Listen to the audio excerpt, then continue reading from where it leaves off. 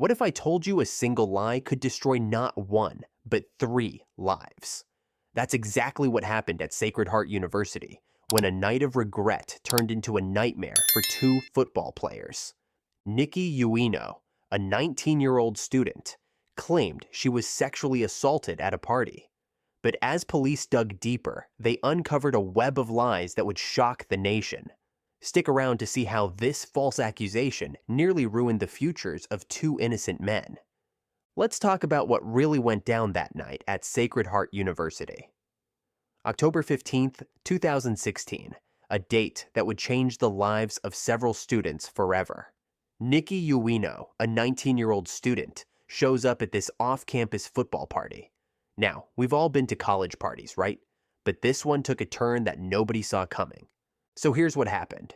Ueno claims two football players dragged her into a bathroom. Now, that's a pretty serious accusation. She tells the cops she kept saying no, begging to leave.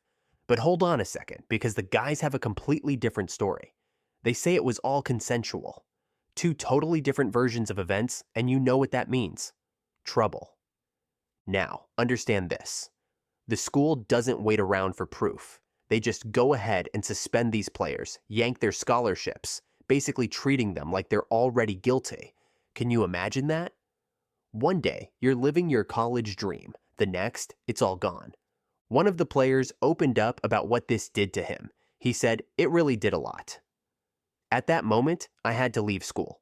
We were suspended from school, weren't allowed to attend classes, and then, when trying to get back into school, it was very difficult because we no longer had the aid that we had, the scholarships that we had. This guy lost everything. His education, his future in football, all gone in a flash. But something doesn't add up here. The police, they're not just taking Ueno's word for it. They start digging deeper into her story, and boy, do they find some interesting stuff. They uncover some text messages that blow this case wide open. Check this out. Turns out, Ueno had actually planned this hookup. Those texts, they show she was all for it.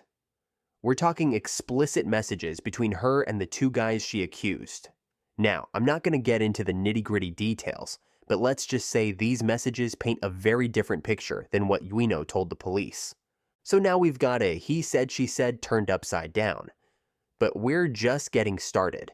The police aren't stopping at text messages.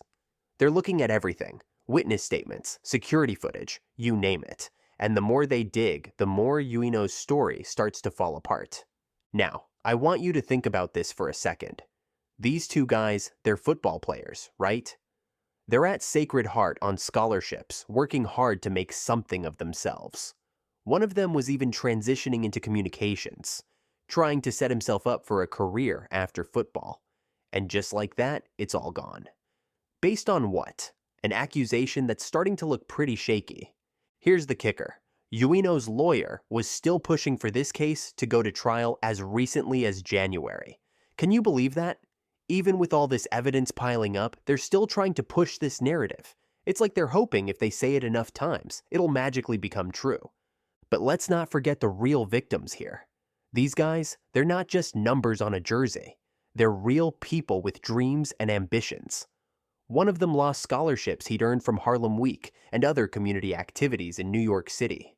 He said, "It was just crazy because I didn't even have the opportunity to gain those things and to transition my life into what I wanted to transition it." So here we are, watching this whole thing unravel. What started as a night at a college party has turned into a legal nightmare. These players, they're fighting for more than just their reputation now. They're fighting for their future, for the life they thought they were going to have. Just when you thought this case couldn't get any more twisted, it takes a sharp turn that'll make your head spin. Remember those text messages I mentioned? Well, they're just the tip of the iceberg. The police weren't about to let this case rest on he said she said. They kept digging, and what they found? It's about to change everything. Let's talk about those text messages for a second. These weren't just your run-of-the-mill flirty texts. We're talking explicit, leave nothing to the imagination kind of messages. The kind that make it pretty clear that what went down that night wasn't some spur-of-the-moment thing. It was planned, discussed, and agreed upon. Now, I'm not saying that consent can't be withdrawn, but these messages paint a very different picture than the one Ueno was trying to sell. But here's where it gets really interesting. The police didn't stop at text messages. They got their hands on some video footage from the party. And let me tell you, it doesn't match up with Ueno's story one bit. We're talking about footage that shows Ueno looking pretty darn willing to go into that bathroom. No signs of struggle, no visible distress. It's the kind of evidence that makes you go, hold up, something's not adding up here. And it doesn't stop there. The cops start talking to other people who were at the party. Guess what? Their stories don't line up with Ueno's either. It's like watching a house of cards collapse in slow motion. Each new piece of evidence, each new statement, it all starts to point in one direction. And it's not the direction Ueno was pointing. So now, the police bring Ueno back in for questioning. They've got the texts, they've got the video, they've got statements from other partygoers.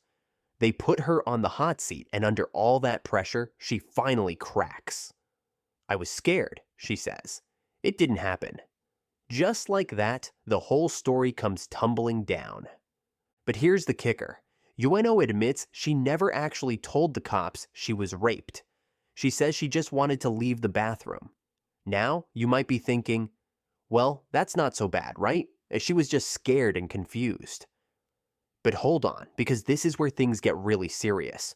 Remember, Ueno filed a police report, under oath. That's not just a little white lie to your friends. That's a legally binding statement. And when you file a false report under oath, well, that's when the law starts taking things very seriously. Now, I want you to think about the implications here. Filing a false police report isn't just morally wrong, it's illegal. And in Ueno's case, it led to some pretty serious consequences. She ended up being charged with falsely reporting an incident and tampering with evidence. That's not just a slap on the wrist. We're talking about potential jail time here. But it's not just about Ueno facing the music for her actions. Think about those two football players. Their lives were turned upside down based on her word alone. They lost their scholarships, got kicked out of school, and had their reputations dragged through the mud. All because of a lie. This case really highlights the importance of due process. It's easy to get caught up in the believe all women mentality, especially in the wake of the Me Too movement. But cases like this remind us why it's so crucial to investigate thoroughly before jumping to conclusions. The police did their job here, following up with interviews, digging deeper when things didn't add up. And because of that, the truth eventually came out.